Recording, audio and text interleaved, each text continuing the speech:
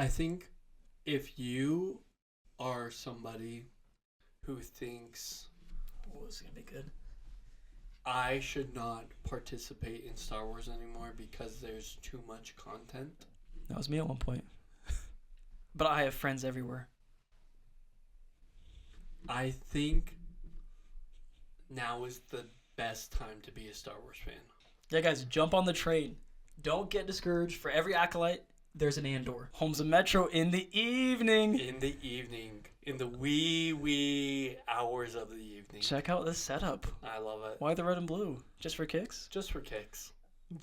Because we just watched Andor and finished it. The finale. I know, all 3 episodes. Yeah. It's a little late night, but we knew we wanted to record it. We wanted to get this in, our raw reaction. Get it right out. here, right now. Yeah. So I'm excited. Yeah, let's hop into it. There it is. We wanted to do this in the blue and the red, and we're like, I think we would stop seeing each other. It was a little dark, Maybe our alignment might change. I don't know. I go a little bit more Darth Vader. You go a little bit more Anakin. Light side? Yeah, Is that foreshadowing? Would you turn to the dark side before I would? probably. Wow. Yeah, I think my. Yeah. Discussion for later. Yeah, we'll hop into that another time. I want your thoughts. We watched it together, but we didn't really talk much about after. In between episodes, we did a little commentary here and there. Just straight here. So I'm so curious. I want to hear from you first. Okay. Just overall finale, and then we'll kind of hop into the bigger show. So. Okay.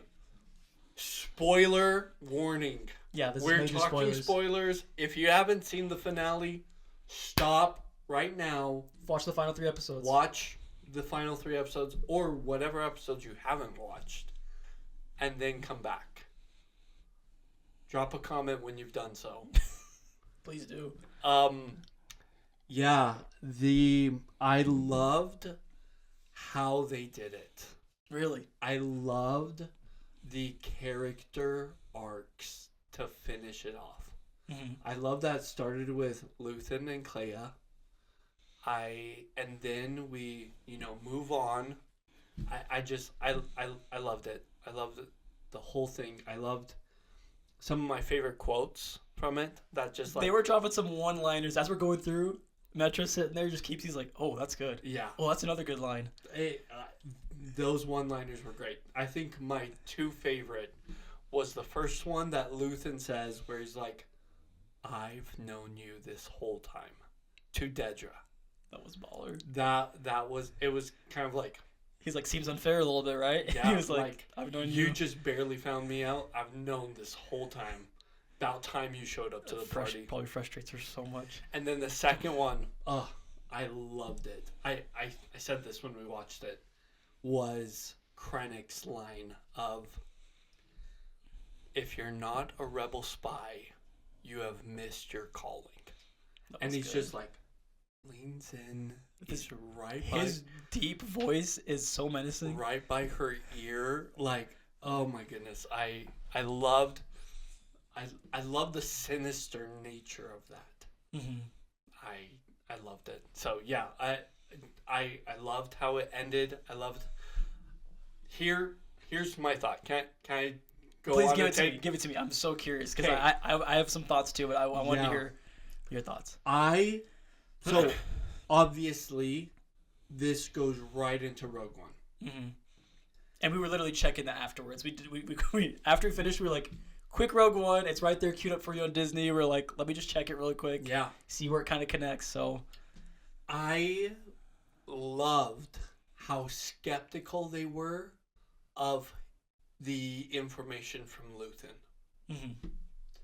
Because that felt so genuine. Played off very realistic. To Rogue One, when it's like Jin coming in and being like, oh, here's this information that I'm now backing up the source, but the video proof isn't there.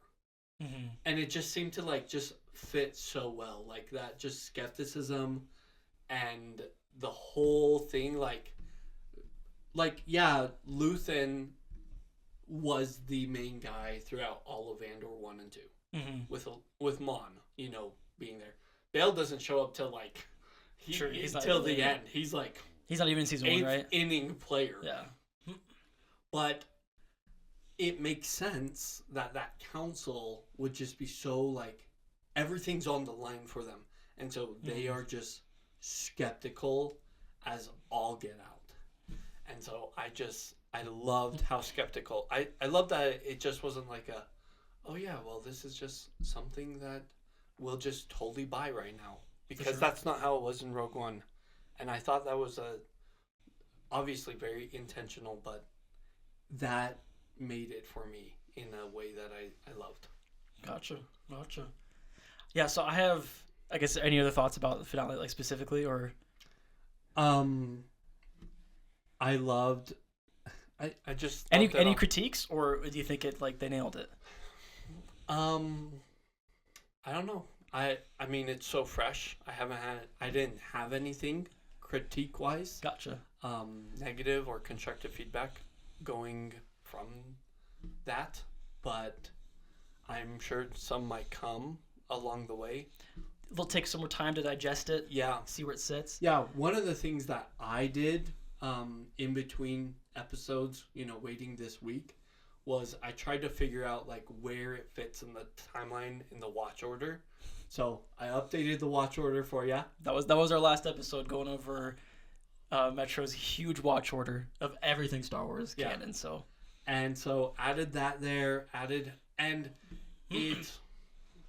I think one of the things I also loved is like, although there was no real tie-ins besides the obvious main OG trilogy characters, there's not obvious tie-ins to Rebels, but I loved that it just like, it felt like it enhanced everything. Yeah. It enhanced Rebels. It enhanced... Remember, I still haven't seen Rebels, so yeah, that's on me. That's my bad. We'll get there. I need to watch it. It enhanced, obviously, Rogue One, which enhances A New Hope. And everything. It just, like, the whole, like, Rebel movement, like, before Andor, all we had was, like, this one Rebel cell of the Ghost Squadron.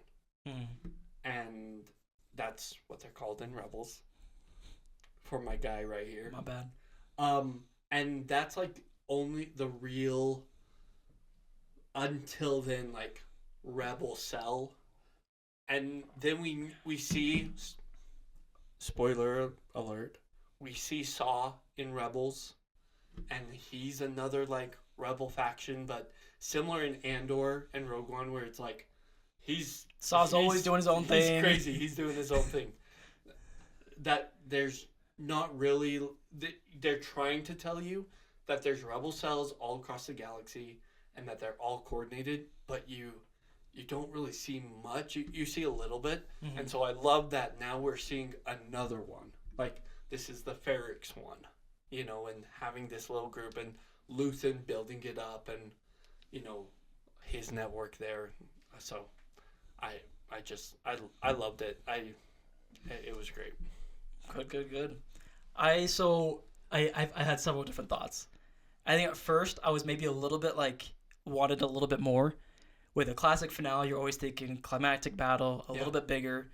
But true to the story, I don't think that's the story they're going for. It's obviously not like original trilogy. It's not Revenge of the Sith. It's not Return of the Jedi, where it's like, let's end with a big space battle. The good guys win. Yeah. It's meant to set up Rogue One, which is setting up the OG trilogy. So I think some of that like expectations just need to be tempered for me a little bit, where I'm like, well, yeah, they're not going to have Cassian, like, that's the Rogue One story, like the big war story, end in flames, send the plans out, like they die, they get the hero's journey. Did you want him to go square up with Dedra? Straight up, 1v1, duke it out. No, no, that's not exactly what I was wanting, but like, I do think, I feel like the last three were like Gorman Massacre, and was this kind of big, like, final, like, good payoff, like kind of a big event. Yeah. And these last three are a little more like character focused and centric. And so I think initially I was kind of like, oh, but then I thought about it more again, the last several minutes I haven't had a ton of time, but I was like, well, I guess that does make sense. Like, it's not supposed to be this big Rebel, win or obvious victory or like big battle. So like, I feel like I'm fine with that. Yeah. I do think I see the ties, or at least for me personally, this is going back to Andor season 1, I do think my favorite arcs in both are the second to last arc rather than the last arc. Interesting. Because if you remember, season 1 was One Way Out. Yeah. Obviously, classic. Everyone else, we were chanting that earlier. We end with Luthen's monologue. It feels like a good payoff to be like they finally escaped the prison. It's a good epic thing. Same with Gorman. I think that was this all the setup and build up, and then they finally pay it off. And the last arcs I still liked. Marva's speech and different stuff at Ferrex. It was still good, but I was like, oh, I think I just like the prison one better. And I think it was similar here where I was like, I liked it, but I think I liked the previous arc a little bit better. Interesting. And so they're not much critiques, a little bit, but also I think just personal preference. Yeah. Because I do think I really liked Luthen's ending. We hinted at it about a little bit, but in such Andor fashion, they know what they're doing. They're not trying to make it too cheesy or play it out to be like, no, he just dies and that's it. Yeah. That's how it really would happen. There's no epic goodbye to be one last. It was just he's gone. Yeah. He knew his time was up. He knew it was quick. He had to make a quick move. Bold move, stabs himself, says, you're not getting the information from me. Yeah. And so I it stuck true to the realism of Andor that's been throughout the whole season. And so there's little things like that I appreciate and I think made sense. But I think always with the finale, I'm wanting some big boom, boom, boom. And it was kind of just them talking, rain going down, Andor, some good flashes here and there. So I thought it ended well. I thought maybe I wanted a little bit more, but I also understand. I think they told their story and they did it well, and so I'm really not upset. I'm not I'm hating on it. I still really enjoyed it. I think both season finales were set up. Mm-hmm. Set up for him committing. Yeah, finally with Marva, and then obviously this going right into Rogue One. And so it is kind of a hard thing to. How do we set up Rogue One?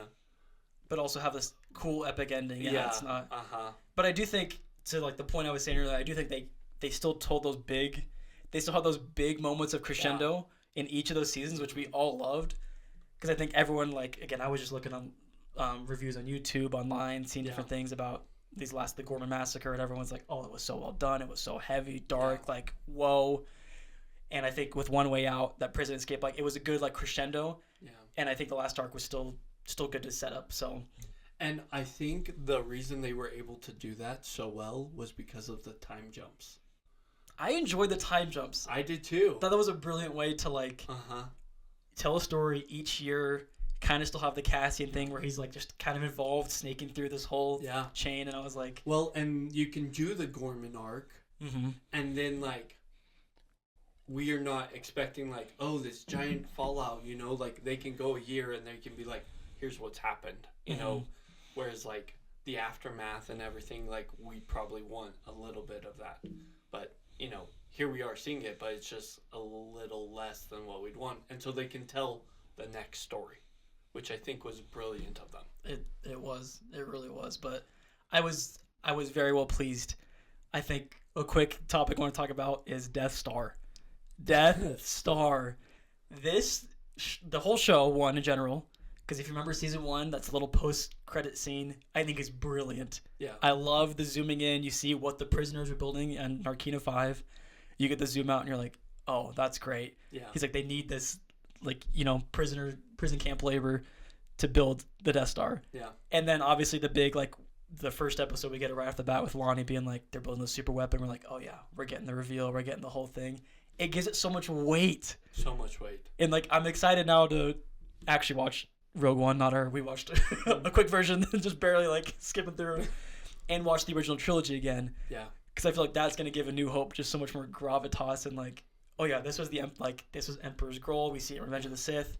Just barely all these little pieces and nuggets through all these things building up to be oh yeah, the super weapon. Yeah. So this show gave it a weight that I didn't know it could get. Well, and to that point, I was doing some research, and nerd. I will own that title. No, it's fine. Metro's our official. We'll do a placard here that just says nerd. Star Wars nerd. Yeah, SW. We love it though. He's our official guy, go-to guy. But what it was saying, and this is a highly reputable source. Wikipedia. my best Wookiee. That's pretty good. I cannot do that. I'm working on it. I have the knowledge, but I can't get it out. 20 hours. I'll work on it. Yeah. But what they were saying is that like the Gorman like massacre and everything associated with Gorman has like been hinted at in many different sources across the Star Wars legends. And that is that where it comes from? Because I saw things about that, but I've never known where it was referenced or like. Yeah, same. And they were like. So it's not from like any Rebels or anything like that. It's from like Star Wars legends that. And it'd be like a mention here, like it never like the story has never been told from what I was reading, and so it'd be like a little mention here in a book and a little mention here in a comic. Really. But like never like told. And so the director, Tony Gilroy, I believe his name, he said, I wanted to just like tell the story. I wanted to give what the fans are wanting. Did he tell it too. Yeah. They nailed that. I agree. And so to your point of like giving more gravitas, building out the story, like even to the point of like this thing that as a super nerd of the show and of the movies, I've never heard of that part before. I haven't dived into Legends much, so there's a whole lot of more. I'm curious. I would love to read more about what was hinted at first. Yeah, or what they were trying to do set some up, research on that. I don't and know so one of the best parts of the show was something that they intentionally did to flesh out the story as a whole big thing. Yeah. So I love that. Well, it was super solid. I have so many notes here. I'm not gonna be able to get to all of them, but I kind of want your take on like Andor as a whole, like season 1, season 2, where it fits in the bigger scope of things, how you thought they paid off, how you thought it connected. Yeah. I mean, I'm gonna ask this like rhetorical question: was it necessary? It was, but you know what I mean? Like, I'm curious your thoughts of like being the guy that's seen Rebels, seen everything. I've obviously missed some things here and there, and so I'll get my 2 cents really quick. For some reason, between episodes 3 and 4 has never been my interest. And maybe that's why I never really wanted to watch Rebels or these other things, because I was like, we already know, like, Revenge of the Sith is great. I already kind of know Luke and Leia are sent off, and so I was just never that interested in it. Yeah. And so when they had an Andor show, like, I appreciated Rogue One in its time, but I just wasn't that, like, hyped. I was just like, cool, whatever, Rebellion. We already kind of see that, but boy, was I wrong. And I am so excited to have, like, dived into this, and I'm excited to finally, like, actually watch Rebels, watch Bad Batch, get all those other things. Because I've seen Kenobi and I've seen Andor, but like I haven't seen those other ones, and so I'm very happy to see this rebellion grow and be into it. So yeah. So but yeah, your thoughts? Was Andor necessary? Let's dive into that. Let's go. Give it to me. So going through the watch order right now in Clone Wars. Mitchell, we're talking about Andor. Why are you bringing up Clone Wars? It's the prequel to the prequel to the prequel. I've been notating where each character gets introduced. Just any character in Star Wars, right? Yeah. Basically. So or when like we first see Mon, when we first see Cad Bane, when we first see, what's the introduction? Saw. And so we meet Saw there in Clone Wars, and it's why is Andor necessary? I think it's necessary for 3 reasons. Look at you. He's got this whole thing out. Got a thesis statement, everything. I think it brings the characters that we see in A New Hope together in a way that is like, I don't know what the word, like, is satisfying to see. Like, we see Mon leave the Senate and now, like, commit full time. We see Saw Gerrera working with Willman and, going through that process. And we see where that, like, culminates. And eventually, like, he leaves with that. But you get a little bit more context with that. And, there's other characters in Andor that aren't there. But I think it's kind of like the gathering of everything, so that Rogue One can happen, so that A New Hope can happen. And so when you see the council together, that war room type stuff on Yavin, we know Admiral Akbar already because we meet him in Clone Wars. Do we really? Yeah, we do. Is it during the Mon Cala or the? Gotcha. The Mon Cala War. And I skipped that arc. My bad. So another character. It was a trap. What was I supposed to do? I'm not supposed to watch it. You are supposed to watch it. My bad. But like, we see him in this finale start to, he's now here. And so I think, one, it's necessary to bring... It's the Avengers. It is the Avengers. Bringing them back. Luthen is Nick Fury. Oh, that's a good comparison. That's a really good comparison. Luthen is Nick Fury. You heard it here first. You heard it here first. Heard it here first. Put an eye patch on him. We're going to fix that in post. Brilliant. Number 2, why I think Andor is necessary. I think Andor is necessary because we get a little bit in Rebels, but we don't see the gravitas, as you say, of the Empire's maliciousness. Dude, they are ruthless. This is dare I say, the Empire is at its best in Andor? Yeah, I think so. I think Vader and Sidious are always great. Yeah. As the heads. And Grand Moff Tarkin, I'll give him some credit because he's always been just like a power. Yeah. You know what I mean? But the Empire is goated in this. Yeah. You feel it. I love it. The bureaucracy, the hunting down. Yeah. Oh, their fits too. They got some style. They're kind of clean. But I think we don't see them at the top of their game as a collective whole. For sure, yeah. We see a little bit in Kenobi, just a tiny little bit. But it's mostly Inquisitors and mostly Vader. Same with Rebels. It's mostly Inquisitors. There's a little bit of Empire, but this is the corporate. This is corporate right here. The propaganda.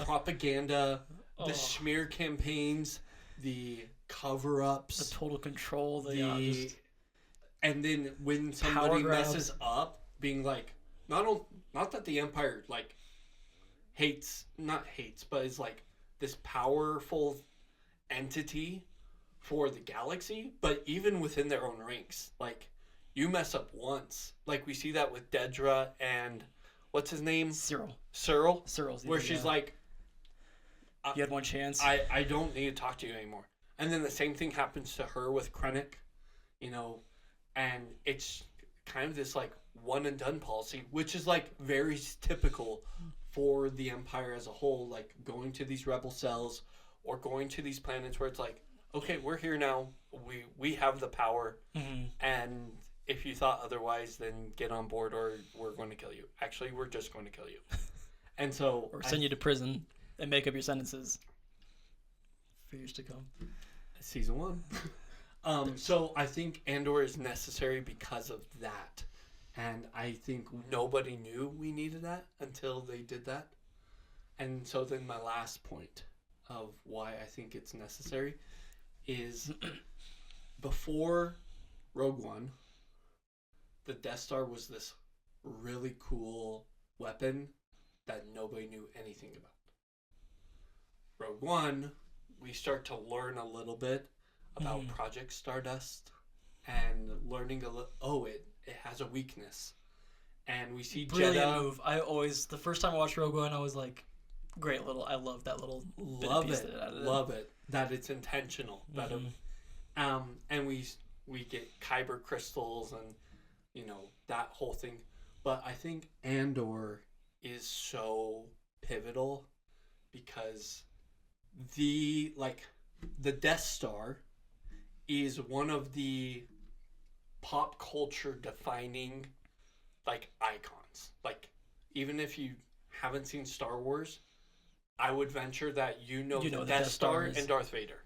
True, yeah. No, you're right. It really is up there. And the meme with Alderaan, you know that. Or that's no moon. Yeah. That's exactly. It's the space station. And so I think it was so satisfying to me that even season 1, we kind of start getting little hints here and there, but it's really like this big like prep work for the Death Star. Take Andor away, the only prep work we get is Revenge of the Sith with the plans on Palpatine's desk. It's true. Which we get a little Count Dooku in Attack of the Clones. Yeah. But it's like it's again super quick stuff. Just be like, here's kind of our plans. It's for the future. Yeah. And I like seeing that it takes a lot of work, a lot of time. Mm-hmm. I think that's what Andor does best. It brings Star Wars very realism to the minute, to the details. Not a lot of Force, just a little bit, but no Jedi, none of that. Yeah. And it's just the people, the rebellion, and the Empire, and man, it does it well. Yeah. Man, it does it well. Does it very well. Okay, I have so many questions. Again, we don't have a ton of time. I think we'll do another episode because I got like favorite characters, I got favorite arcs, I got favorite moments. Yeah. All this different stuff. I guess I'll just kind of go through. Well, let me flip the question on you real quick. Why, being somebody who hasn't done the deep dive, why do you think Andor the shallow necessary? Dive? Why is it necessary? Or is it? It's true. I first did not think necessarily. I was kind of like these Star Wars shows. They just keep coming out, and it almost like the first title. It's like Cassian Andor. Like we're getting the backstory for this guy. Like kind of cool, but whatever. Rebel. Like we were joking about. Where's Luthen's spinoff? Where's this? Like making jokes. But when they tell it from this perspective of he's still the main character. I mean, it's his show. But I like how they just throw him in to be like, this is just kind of the guy that just happened to be in all these events. He's like Forrest Gumping it a little bit. You know what I mean? Like, all the major events of the rebellion. Cassian Andor or Forrest Gump. Who did it better? Corporate needs you to find the difference between these two pictures. That's pretty good, actually. I'll try to run with that and see if that's as accurate as I think. But it's like Luthen talks to him. He's like at Aldhani, at Ferrix, at Gorman. Like you were here in all these pivotal moments. Yeah. And sometimes he's got bigger hands in him. Sometimes he's a little more back. Like I love in the prison scene, or Kino Loy, love Andy Serkis. Like he is inspired by Andor. Andor's not the one to be like, oh, I let him out of the prison. Yeah. But he kind of like he galvanizes the guy who did it, and like I like how he's just in these moments to help boost these things. Like he wasn't the main dude on Aldhani, but he was part of it. Yeah. And that was kind of a big chain reaction event to being like, oh, the rebellion did something serious and something big, stealing that from Aldhani, and that kind of started a chain reaction. And so I don't even know where I was going with that, but I like seeing that, I guess just Andor, that I was curious to be like, why are we getting this backstory? But when they frame it like that, I was like, oh, I get the vision now.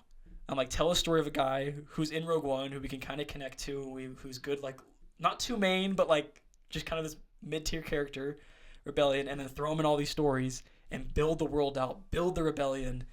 And like I said, I shared this earlier, but I'm excited I saw a good little meme on the internet of saying like my new favorite trilogy. It's Andor Season 1, Andor Season 2, and then Rogue One. And I was like, that's pretty good. That's not bad. Where would you put that in our trilogy bracket? To be ranked soon. I would be curious. But it's a good, like, that story now feels so fun. Yeah. We love the Clone Wars because we love the prequels. We grew up with the prequels. We're prequel guys. We also love OG too, but like we like Clone Wars because it fills that world out. Yeah. And now I'm excited to watch Andor Season 1 up to like the whole original trilogy to be like, oh, see the rebellion build and see it come to fruition, like with all the fun, Luke, Han, and all that stuff, and blowing up the Death Star. Yeah. So I just think it was necessary to give the rebellion so much weight, to build it up, and to really I think the Clone Wars helps the prequels, and I think Andor is going to help the original trilogy. Yeah. And it's going to, like I said, I think it's going to, all those little characters you kind of see, like, oh, there's Mon Mothma. Oh, that's cool. Like, oh, Bail Organa. Like, that's kind of cool. And I'm excited that it all connected. And I think it's cool that Rogue One came out so far before it. Yeah. Like, this wasn't a planned thing to be like, we're going to do Andor, and then Andor Season 2, and then Rogue One to all connect it. It was like, Star Wars is just a constant just weave of let's just keep adding. And when they do it well, and this is my, I was hating a little bit because I was like, there's too much. But when they do it well, I stand corrected. Which is what George wanted, I believe. Because he wanted this giant story broken up in little bits. Mm-hmm. And, you've mentioned several times that Clone Wars, the prequels was too big of a story for him to tell, so he told a lot of it in Clone Wars. I think it's very similar. Like that, I think it's 15 or 16-year gap between Order 66 and Yavin. Like, that's a long time to have stuff happen, especially with how far-reaching the Empire is. And I was sleeping a little bit. Yeah. But like I said, I'm excited to watch Rebels, and I'm excited to kind of, because again, we kind of paused the watch order, but we're in Clone Wars right now. But I'm still excited to watch that all the way through, and really see like this is a story that I'm really excited for, and I'm glad we have it. Andor was a hit. It was a hit. I loved it. I've always loved season 1. I love season 2. Do you have a preference as of right now? What you like more? Or I might have to think on it too. So yeah. I don't even know what I know. For me, I think it comes down to Prison Break arc versus. That's so good. We all wanted Andy Serkis to come back. Versus the political intrigue arc, like episodes 3 through 6. Really? I loved the party. I loved the wedding. I loved Mon. Just like a lot of that stuff. No, it's good. Like being like, okay, well, I'm so stressed. I'm just going to dance it out. Like, but like in the background, like in Clone Wars, I loved the political intrigue, and so, I think Prison Break takes that arc for me. That was pretty nice.